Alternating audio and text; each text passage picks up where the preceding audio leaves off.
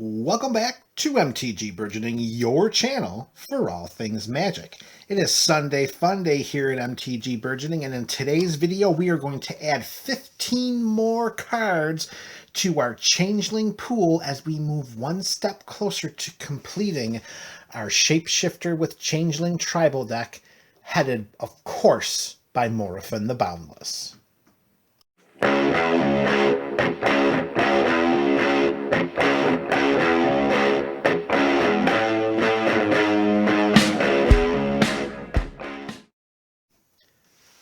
What's up, MTG Burgeoning community? Welcome back to another Sunday Fun Day. In today's video, we are going to add 15 more cards to our Changeling pool. If you're a little unsure of what our Changeling pool means with respect to this current deck building series, a quick review. We completed an 84 card deck and Morophon the Boundless as the general for a total of 85 of the required 100 cards in an EDH deck. The final 15 spots are going to be randomly pulled from a quote-unquote Changeling pool of various tribal-specific cards, and each card is going for a specific tribe. We will have more than 60 different tribes represented by these 60 cards. And if you've missed the previous installments of this deck building series, you can click on the links in the description below, in addition to the tappedout.net page. Very briefly, these are the 45 cards already in our Changeling pool. Soulcatcher Airy for birds, Lord of the Unreal for illusions, Wirewood Savage for beasts, Scion of Una for fairies, General Kudro of Draneth for humans, Balthor the Stout for barbarians, Wing Splicer for golems, Rot Widow Pack for spiders, Kevu Monarch for Kevu, Synapse Sliver for slivers, Zareth San the Trickster for rogues, Cataran Enforcer for mercenaries, Giltleaf Archdruid for druids, Abashan Cephalid Emperor for cephalids, Reaper King for scarecrows, Didgeridoo for minotaurs, Skemfar Avenger for berserkers, with the bonus of having another elf, but she really is for berserkers, Full Moon's Rise for werewolves, Scarblade Elite for assassins, Kithkin Mourncaller, again for both Kithkin and secondary option for elves, but Kithkin is the primary tribe representative. Risen Reef for elementals, Death Baron for both skeletons and zombies, the primary reach being skeletons here. Ferris Band War Chief for centaurs, Daru War Chief for soldiers, Sachi, Daughter of Seshiro, for both snakes and shamans, but shaman is Sachi's primary representative.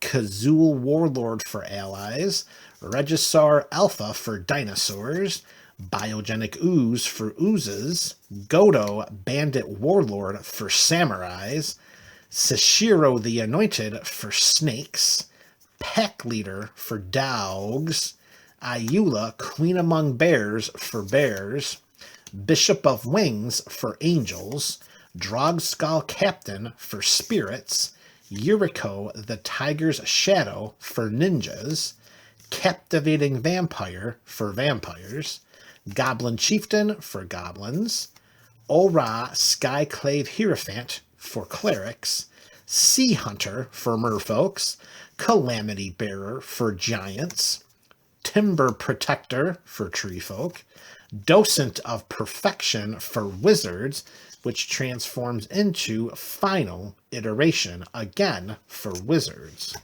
We have Maronar for rats, Tulsimer Friend to Wolves for wolves, and lastly, Utvara Hellkite for dragons. All right, so there is our pool of 45 Changeling and enhancement cards. And now we're going to add 15 more. First card of this set is going to be Magda, Brazen Outlaw. 1 in a red. Magda's a 2/1 legendary dwarf berserker, and she gives other dwarves we control +1/+0. And whenever a dwarf we control becomes tapped, we create a treasure token. And then we can sacrifice 5 treasures, search our library for an artifact or dragon card, and put that card onto the battlefield. And of course, as you can see right over the left side of this card as you're looking at it, the Utvara Hellkite looms large as a primary target for Magda's treasure token ability. Magda, Brazen Outlaw, is our dwarf representative. Next up, we have Gallia of the Endless Dance, a red and a green for a legendary satyr 2/2 haste. Other satyrs we control get +1/+1 and have haste. Whenever we attack with 3 or more creatures, we may discard a card at random. If we do, we draw 2 cards. Now, honestly and genuinely, I don't like randomly discarding cards from my hand. However, it's not a have-to ability, it is a may ability, so there is the choice. We have the option of doing it or not doing it. So, as you can tell, Gallia of the Endless Dance is our satyr representative, giving all of our changelings +1/+1 and haste. All right, next up we have the Mere Reservoir. It is an artifact for 3 mana value. We can tap it for 2, and we can only spend this mana to cast mirror spells or to activate abilities of mirror. So we can pretty much tap 2 only to utilize this to cast our quote-unquote shapeshifters with changeling mirror creatures. Another pretty good benefit of this card is tapping 3 and turning the Mirror Reservoir sideways, and we can return a mirror card from our graveyard to our hand. So the Mirror Reservoir will help get creatures into play from our hand and help get creatures from our graveyard back to our hand as well. The Mirror Reservoir is our mirror representative. Next up on the docket, number 4 of 15 for this video, we have Malcolm, Keen-Eyed Navigator. 2 in a blue, we got a 2/2 legendary Siren Pirate. And this one has flying, folks. Whenever 1 or more pirates we control deal damage to our opponents, we create a treasure token for each opponent dealt damage. So as you can see, Malcolm, a Keen-Eyed Navigator, is going to be our pirate representative. And I believe Malcolm and Magda would team up very, very well together. All right, next up we have number 5. And we have Najeela the Blade Blossom. 2 in a red, a 3/2 legendary human warrior. Whenever a warrior attacks, we may have its controller create a 1/1 white warrior creature token that's tapped and attacking. We can tap a white, blue, black, red, green, and untap all attacking creatures. They gain trample, lifelink, and haste until end of turn. After this phase, there is an additional combat phase. Activate this ability only during combat. So clearly, Najeela the Blade Blossom is our warrior representative in our Changeling pool. I love the fact that the text is not specific to just be our creatures, to just be our warriors, or to just be our attacking creatures. That allows for the potential of a lot of political ramifications throughout a game, particularly if somebody is claiming the throne of the arch enemy. Najeela the Blade Blossom, you are going to be a fine addition to our Changeling pool. Next up, we have an oldie, but we have a very, very good goodie, and that's going to be Lynn Civvy, Defiant Hero. 1 and 2 white for a 1/3 Rebel Legend. We can tap X and tap Lynn, and we can search our library for a Rebel card with converted mana cost X or less and put it right into play. We can also tap 3 to put target rebel card from our graveyard on the bottom of our library. And notice that her second ability does not require Lynn to tap in order to move that rebel card from the graveyard to the bottom of our library. So what that means is that we can put any one of our quote-unquote rebels, because again, all of our shapeshifters, well, almost all of our shapeshifters have Changeling, and if we have the Maskwood Nexus out, then all of them do. So we can tap 3 to put any creature on the bottom of our library, and then Lynn can tap X, tap and tutor that creature right into play. Lynn Civvy, Defiant Hero, is the rebel representative in our Changeling pool. All right, that brings us to the first half being completed. Now we have, is it the first half? Yeah, it is the first half. All right. So we are moving forward. We have next the Elvish Archdruid. 1 and 2 green for a 2/2 elf druid. Other elf creatures we control get +1/+1, and we can tap to add a green to our mana pool for each elf we control. So clearly the Elvish Archdruid is going to be our elf representative. And that is number 7 of 15, and we are just about at the halfway point. Next up, we have one copy of, wait a moment here, hang on, you know what, let's pause this for one quick second, and we're back. All right, next up we have Bloodspeaker, 3 and a black for a 2/2 Ogre Shaman. At the beginning of our upkeep, we may sacrifice Bloodspeaker, and if we do, we search our library for a demon card, reveal that card, and put it into our hand. Then we shuffle our library. And whenever a demon comes into play under our control, we may return Bloodspeaker from our graveyard to our hands. So, what we have here is a continuous loop of sacrificing the Bloodspeaker to tutor up any creature in our deck, because remember, shapeshifters with Changeling and Maskwood Nexus. And then whenever a quote-unquote demon comes into play, we return Bloodspeaker from our graveyard right to our hand. So, Bloodspeaker is the demon representative in our Changeling pool. And for the moment, it may be just temporary, because the reason why we had the pause on the video right in the middle was because I had originally plotted Liliana's Contract to be the demon representative in our Changeling pool. However, and unfortunate, I do not have a copy of that card available at the moment. So depending on how Bloodspeaker performs during gameplay and playtesting, its presence in the Changeling pool may be limited. So let's move forward to number 10. We have Atla Palani Nest Tender. 1 red, green, and a white. It's a 2/3 legendary human shaman, and we can tap 2 and tap Atla to create a 0/1 green egg creature token with Defender. Whenever an egg we control dies, reveal cards from the top of our library until we reveal a creature card. Put that card onto the battlefield and the rest on the bottom of our library in a random order. Yes, folks, you have guessed it. Atla Palani is our egg representative, but it's going to be a very powerful one, because we don't even need her to create the eggs for us, because again, shapeshifters with Changeling and Maskwood Nexus will show that they are also eggs. So if one of our dudes or all of our dudes die and Atla's out there, guess what? We're going to be putting an awful lot of creatures from the top of our library right into play. Atla Palani Nest Tender, you can guard our eggs any day of the week, and twice on Friday Night Magic. All right, next up, our last 5 of this 15. Here we go with 1 Emil the Blessed. 2 and 2 white, 4/4 legendary unicorn. Tap 3, exile another creature we control, and then return it to its battlefield under its owner's control. So we blink for 3.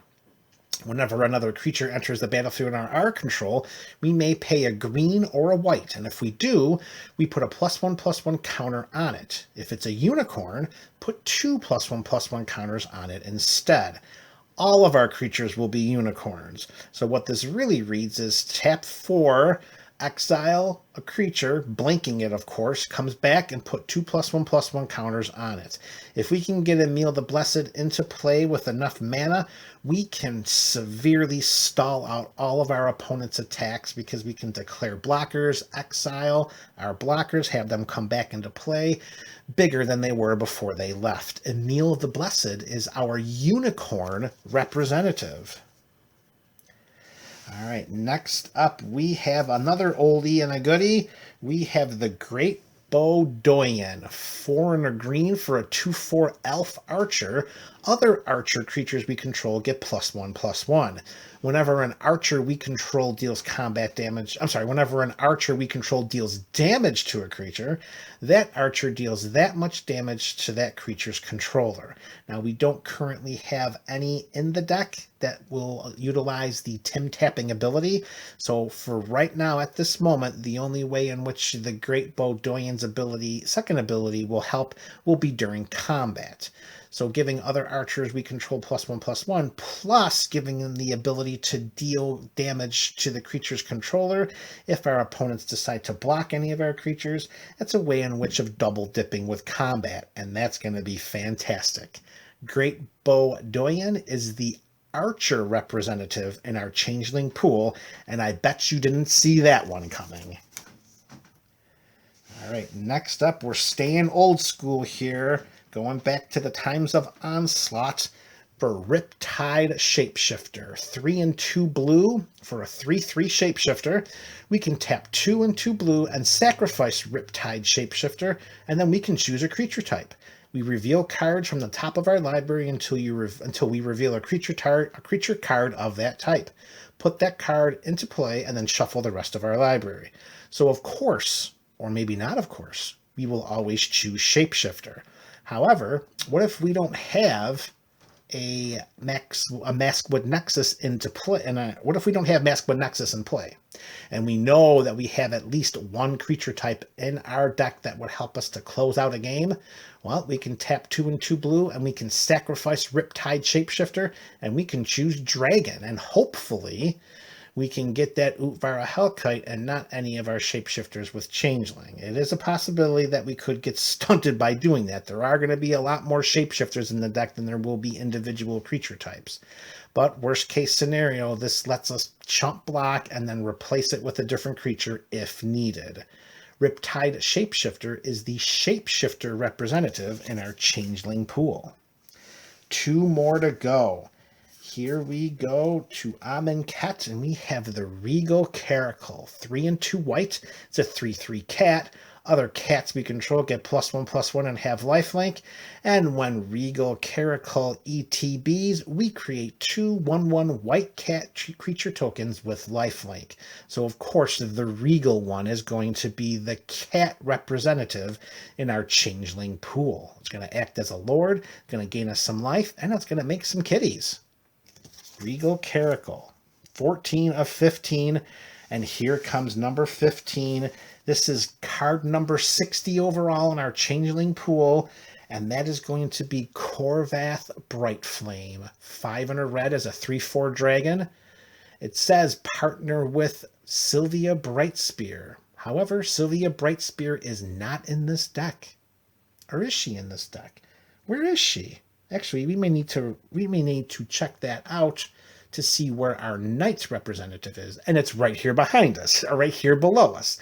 3/4 flying haste. Knights our team controls have flying and haste. So Korvath Brightflame will give all of our changelings haste and flying, and it's haste and flying itself. So this creature, this dragon, is our Knight representative. Sylvia Brightspear is not in this deck. She would have been the dragon representative, but Utvara Hellkite seems to be the better choice between those two.